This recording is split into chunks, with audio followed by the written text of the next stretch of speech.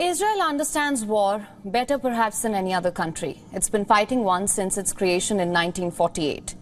As its war against Hamas crosses the 200-day mark, it's been publicly and repeatedly announcing that its next offensive will be in Rafah. This is where Palestinians driven out of destroyed Gaza have taken shelter. That's not a mystery, although combatants rarely make their intentions so public. The big question and the big mystery is, why is Israel holding consultations about an offensive against Arab Palestinians with Arab Egypt? What is this mystery? Why are Ronen Bar, who is the head of Israeli security agency, the Shin Bet, and Lieutenant General Herzi Halevi, who is the IDF chief of staff, in Cairo and discussing what will happen? Has Egypt become an ally of Israel against Hamas? That's clearly not so. Then why is Israel discussing war preparations against Palestinians with Egypt? What are the two talking about? Well, let me first bring you up to date with the latest events here. Preparations for the Rafah offensive are in full swing. 2 reserve brigades of the IDF are being deployed to Gaza. Tents have sprung up in at least 2 places, the west of Khan Yunis and near Rafah. The invasion of Rafah is now just a matter of time. Israeli media says it's going to happen very soon. But mysteries remain, and we're addressing them tonight. Starting with the question, what will the offensive look like?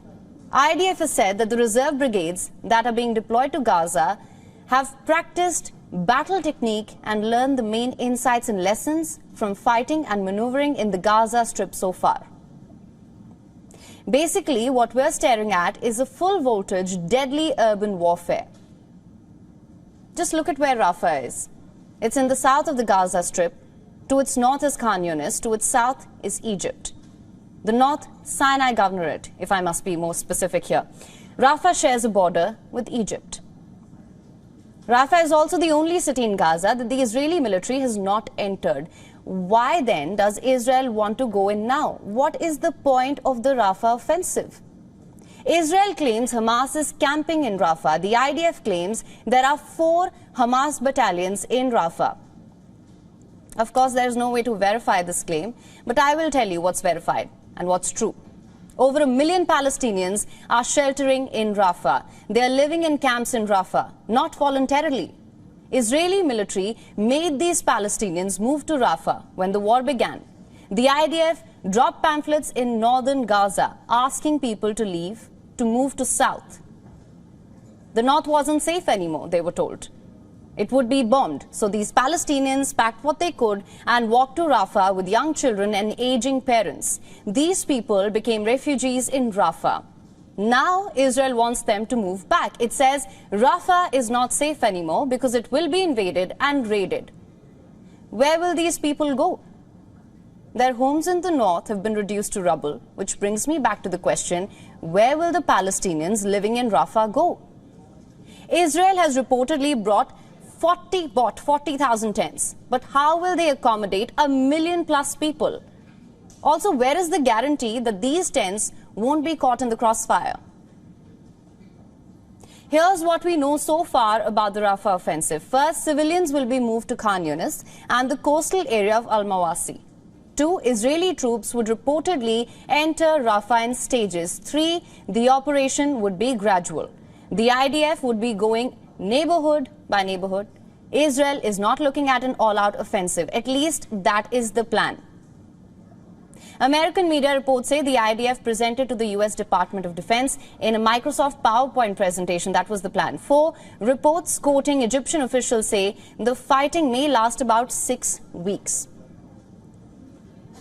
How do you think Egypt knows this? Because Israel has been discussing the Rafah offensive with Egypt for months now. Now, yesterday, Israeli officials visited Egypt. Ronen Bar, who is the head of Israeli security agency, the Shin Bet, was in Egypt. The IDF chief of staff, Lieutenant General Herzi Halevi, was in Egypt. This is the second time these 2 men are visiting Egypt since the start of the war. Their last visit was in mid-February. Back then, too, they had discussed Rafah. Who did these Israeli officials meet this time? Egyptian intelligence chief Abbal Kamel and Egypt's chief of staff Osama Askar. You see, what's happening here is unprecedented. When was the last time you saw Israel discuss an Arab offensive with another Arab country? I'll answer that for you. Never. So why now? Was this discussion a part of some back-channel deal? Last week, the US Secretary of State Antony Blinken said that the United States, and I'm quoting here, cannot support a military operation in Rafah. Cut to today, US President Joe Biden has signed a $94 billion foreign funding bill. Who benefits? Ukraine, Taiwan and Israel. It will be getting an additional $17 billion in aid. So was keeping Egypt in the loop on Rafah part of this deal? Did the United States not want Israelis to act unilaterally? Did the Biden administration tell Israeli Prime Minister Benjamin Netanyahu that he cannot send troops into Rafah without talking to Egypt about its plan? You know, because it's literally too close to home for Egypt. Tell me one thing, what are the Israelis and Egyptians even discussing? Safety? Civilian casualty? Because there's bound to be civilian casualty in Rafah. That's the least the war in Gaza so far has taught us. This war has no limits. Innocents will die. Like I was telling you, Israeli officials claim there are 4 battalions of the Hamas in Rafah, adding that their numbers have been reinforced because fighters from across Gaza have now joined these battalions in Rafah. One of Israel's top military officers told a local news channel that Hamas will, quote-unquote, be hit hard in Rafah. Now I have a question, and it's a simple one. How will you tell a Hamas fighter from a refugee in Rafah? Palestinians are already dying from Israeli airstrikes on Rafah. 34,000 Palestinians have died in Gaza since the start of the war. More women and children and the wounded will lose their lives when Israel raids Rafah. So if Israel has already made up its mind about the offensive, which it has, what's left then for the Egyptians to say? Perhaps don't send refugees to Sinai? Reports say that's literally the concern that was raised by the Egyptian officials during that meeting in Cairo yesterday. Egypt is concerned about tens of thousands of Palestinian refugees entering their territory. They're talking about a possible breach of the border. They're talking about the possible endangering of Egyptian security. Reports say Egyptian officials told their Israeli counterpart that should such a situation arise, it would lead to a rupture in relations with Israel. Egypt has warned that the refugee situation could also jeopardize the peace agreement between the two countries. And you know what's strange? All parties here are getting a say, even those who are not involved or affected by this war. But the people who are actually in the front line, whose homes are being bombed, whose loved ones are being killed, they have no say, they have no choice. They must move from the north to the south and now back to the north, all within 6 war-torn months.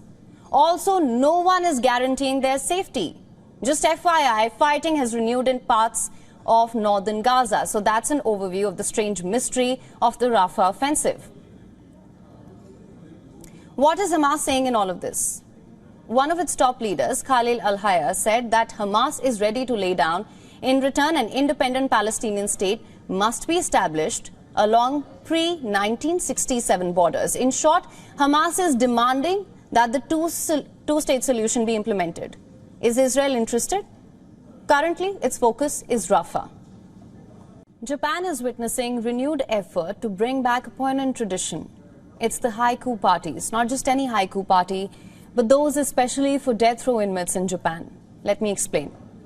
Decades ago in Japan, death row inmates would get the opportunity to write a haiku. It's a traditional form of Japanese poetry before their execution. It was a chance for them to say goodbye to friends and family, to life. They would get together, drink tea, read and compose haiku. A practice that reflected the deep cultural connections to both the literary form of haiku and the philosophical and spiritual contemplations that are associated with it. It was symbolic, seen as a way to find peace, a medium through which inmates could express regret and resolve. Things have changed though. The practice ceased to exist decades ago. As per reports, it was after a prisoner who had been notified of their execution killed themselves.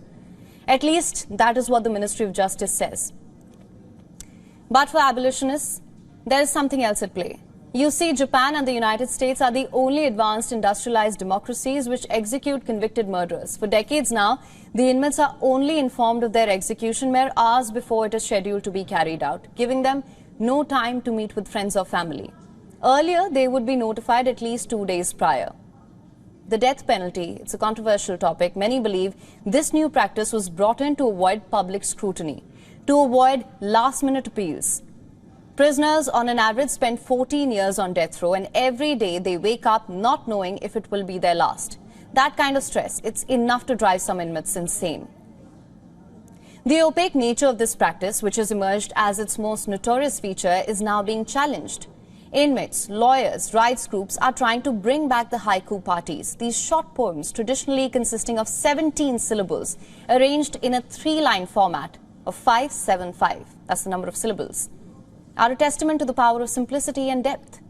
Matsuo Basho, one of the most famous haiku poets, epitomized this art form in the 17th century. His haiku are often centered around the impermanence of life, a theme that resonates deeply, especially in the context of the fleeting final moments of life as experienced by death row inmates. The campaign to revive this tradition is part of a broader effort to restore dignity and humanity to those facing the death penalty.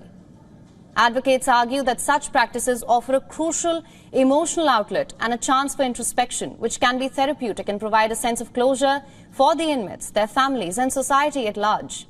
It underscores a broader critique of the current execution system in Japan, which is often described as opaque and harsh, as I mentioned earlier.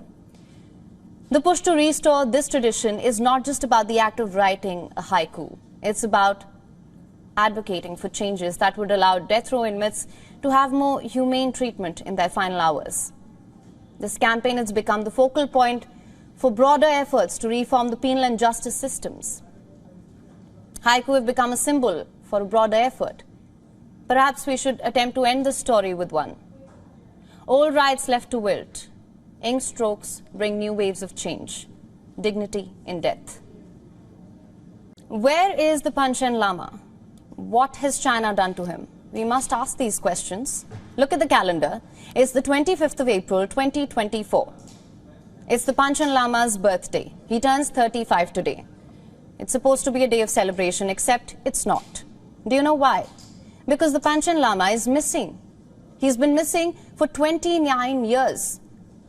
The Chinese kidnapped him. 29 years on, no one knows where the Panchen Lama is. He's not been heard from. He's not been seen. This is a story about Chinese assault on Tibet, on its people, their culture, their religion. This is China denying the people of Tibet their very right to select the reincarnation of their religious leader. What is the world doing about it? The Panchen Lama is the second highest authority in Tibetan Buddhism, the highest being the Dalai Lama. He's called the sun of Tibet. The Panchen Lama is called the moon. The Tibetans also believe in rebirth and in reincarnation of the Dalai Lama and the Panchen Lama. One of the most important tasks of the Panchen Lama is to find the reincarnated Dalai Lama. The Dalai Lama in turn finds the reincarnated Panchen Lama. This tradition has been followed for centuries. This is Gedun Shoki Nema. He is the missing 11th Panchen Lama. In 1995, Gedun Shoki Nema turned 6. His name was among the shortlist of candidates sent to the Dalai Lama, who by then was living in exile in India. In May, the Dalai Lama declared that Gedun Shoki Nema is the reincarnated Panchen Lama, that he would be the 11th Panchen Lama. 2 days later, the Chinese abducted him. The Panchen Lama's family was kidnapped too. So was his teacher. Why did the Chinese pick up a 6-year-old? The previous Panchen Lama was a strong critic of China. He would speak against Beijing. China jailed the Panchen Lama when he was all of 26. He spent over 8 years in jail. Even after his release from prison, the Panchen Lama remained under house arrest. Then in 1989, the Panchen Lama died under mysterious circumstances. Tibetans believe the 10th Dalai Lama was poisoned by medical staff. Cut to 1995, China is just about recovering from the Tibetan independence uprising. Jiang Zemin is the president of China. Under him, repression in Tibet is on the rise. There are tighter controls on religious activity. Surveillance is up. There are arbitrary arrests. suppression of protests. Beijing is also running a smear campaign on the Dalai Lama. That's when the 11th Panchen Lama is recognized. China sees the young boy as a thorn in its path to control Tibet. So China not just kidnaps the Panchen Lama, but follows it up by announcing that it has found the real reincarnated Panchen Lama. His name is Gadson Nordu. He is a Sinicized Tibet boy who is the son of two Communist Party members. China names him the 11th Panchen Lama 6 months after kidnapping Gerun Chokinema. The Chinese Panchen Lama is now 33. He lives in Beijing, rarely visits Tibet. When he does, the visits are heavily policed. What's more, the Chinese Panchen Lama is a member of the CPPCC, that's the Chinese People's Political Consultative Conference. This man is a Chinese mouthpiece. He speaks about national unity, which is the term Beijing uses to oppose Tibetan independence. The Tibetans call him the Panchen Zuma, the false Panchen. All this while the real Panchen Lama remains missing. It's been 29 years since anyone saw him. China has repeatedly denied requests by the international community to visit the Panchen Lama. Why? What is China hiding? Back in 1996, the Chinese authorities said, and I'm quoting here, he has been put under the protection of the government at the request of his parents. Just to remind you, the 6-year-old boy and his parents had disappeared from their home. Today, US Secretary of State Antony Blinken is in China. Will he talk to the Chinese about the Panchen Lama? Why not? This is very much a human rights issue, exactly the kind the US claims to champion. All eyes are on Blinken. Will he ask the Chinese what they've done to the Panchen Lama? In India, prayers were held today to mark the birthday of the young monk. The 14th Dalai Lama, Tenzin Gyatso, is aging. He will be 89 in July. He said that there is a chance that he will not be reborn. Even if he is, it will not be in a country under the Chinese rule. The Dalai Lama has also mentioned the possibility of being born as a woman or choosing his successor before his death. Ideally, the Panchen Lama would be needed to find the reincarnation of the Dalai Lama, but China has interfered with this process. What's more, in 2011, the Chinese Foreign Ministry declared only China can appoint the next Dalai Lama. In February 2022, an article in Chinese mouthpiece, the Global Times, reasserted, I'm quoting here, recognition of the new Dalai Lama must be conducted in China. In short, also abducting the Dalai Lama and replacing him with a fake. China now also wants to pick the next Dalai Lama. How far will China go in its quest to sinicize Tibet? Where is the red line, or is there none?